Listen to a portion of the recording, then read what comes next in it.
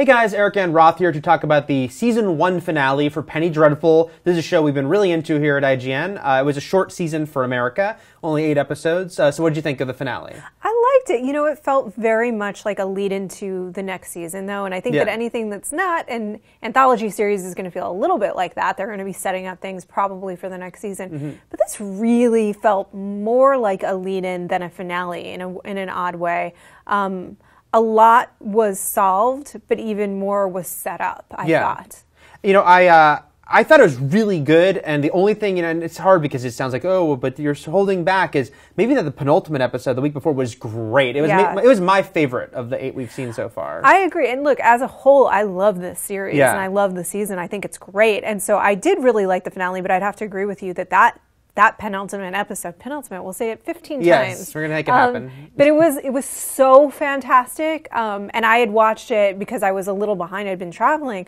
I literally watched that right before the finale. And so I think that I was on that high from that. But I still really liked it. And I thought the way that it resolved worked. I didn't feel terribly surprised by anything. I don't know if you did. No, and unfortunately, there was a couple of big reveals that, you know, were pretty much internet predicted. Sure. I mean, I know in my household, my wife guessed that Bruno would be the bride very early on. Yeah. Neither of us guessed the Wolfman thing, but we read other people guessing it. I guessed the Wolfman thing, I think 2 or 3 episodes ago when they sort of showed him.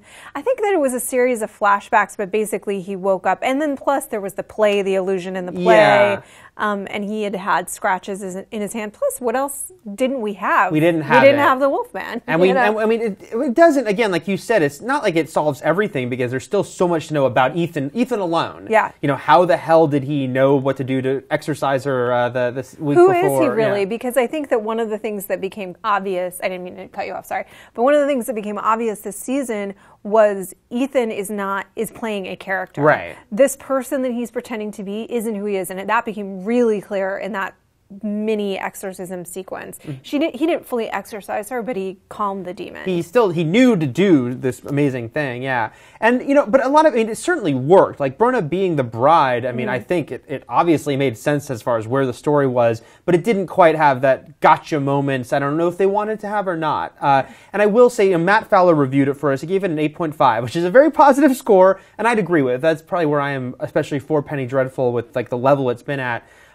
Dorian Gray was interesting, though, in that I still am waiting for him to really be integrated into the main story. He seems oddly separate, and so that was something where I wanted a little more with Dorian in the finale. Yeah, I mean, one of the interesting things with Dorian was, and I have mixed feelings about this, I kept waiting to see the portrait. Yeah. And if you guys don't know what the portrait is, well, then I won't say. Well, just look at the book that he's from, and the title will tell you there is a portrait. There is a portrait. And I assume that most show viewers know what the portrait is all about, so maybe it's like, oh, well, your imagination will serve you well, you know what I mean? And maybe that's true. But what bothers me is that I think that there's probably a chunk of the population that has not read the book, does not know exactly what the portrait is all about. So it felt like that was, again, another door that was sort of left open to be explored next season. Does he become almost a villain in the series? I'm not sure. We never saw Dracula. Yeah. I'm okay with that. I mean, it was kind of a fake out as far as there was a leader vampire, but then they're like, well, that's not the master, you know?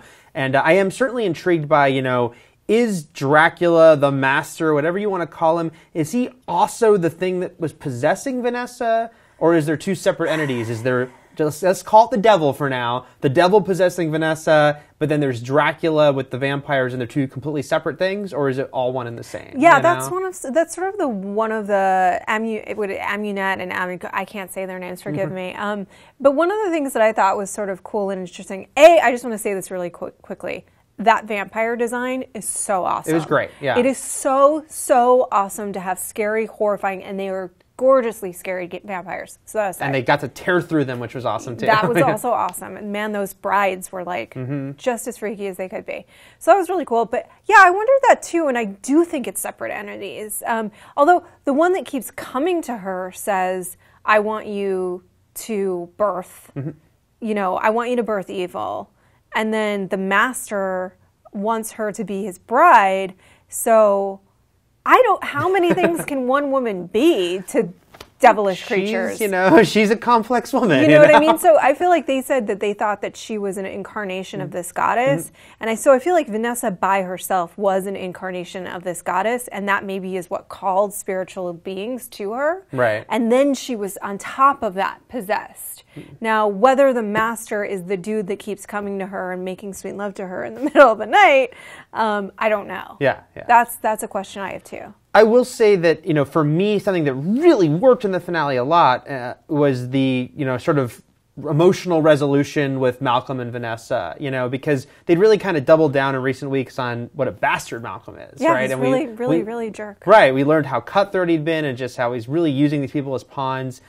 It really worked for me. I don't know about you, but it worked for me when he was like, I already have a daughter, and what that meant. And yes, I mean, obviously it's the whole idea was that he was like putting up this wall and this whole thing and saying one thing, but he's really feeling another. But I really like that moment, having seen that two of them go through so much together, that, okay, he does care about her, Yeah, I like that moment too. The only thing that I would have liked is to establish a bit more of a rapport in those flashbacks between Malcolm and little Vanessa, because I do feel like he had at one point said, I sort of wish that Mina had been born with I think it was ruthlessness, you're the daughter I deserve.